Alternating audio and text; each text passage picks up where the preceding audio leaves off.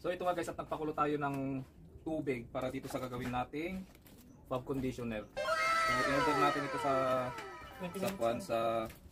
online para magdagdag sa ating negosyo. So nandito yung kanyang mga scent. Ayan. Ito yung coloring, ito yung mga scent niya. Saka ito yung flex. Ayan, yung Padcom Flex. Kaso nga lang parang lotion na siya. So ikon natin siya sa mainit na tubig guys. Ayan guys. Mausok. So ayan na guys, at haluin natin ng haluin hanggang sa matunaw yung kanyang mga may mga butil-butil kasi siya guys. So ito nga guys, at okay na to. Salin na natin dun sa timba na may 15 na liters muna kasi nga baka mamaya hindi magkasya yung ilalagay natin na itong nilusaw natin na Padcom Flex. Ayan, salin na natin to guys dito sa ating timba na may 15 liters lang muna. So ayan guys, haluin natin ng 30 minutes para malusaw siya ng todo. So ito nga guys, at kailangan natin isalin dito sa planggana kasi nga malit yung timba natin, wala tayong mapaglalagyan na iba. So ito nga guys, ilagay na natin yung kanyang coloring, yung anti-vac at saka anti-foam, saka yung scents.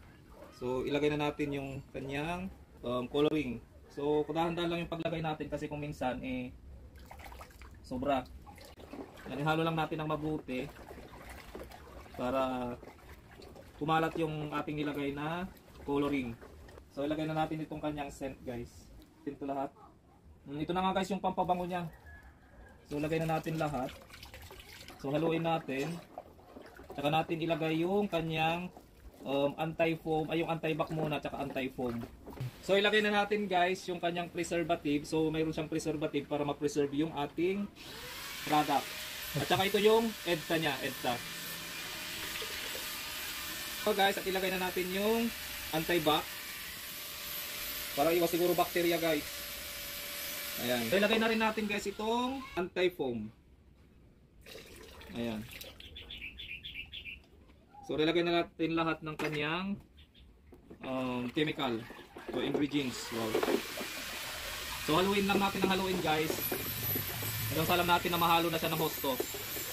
So ito na nga guys, at nilagay na natin lahat ng kanyang ingredients o yung mga chemical na dapat ilagay.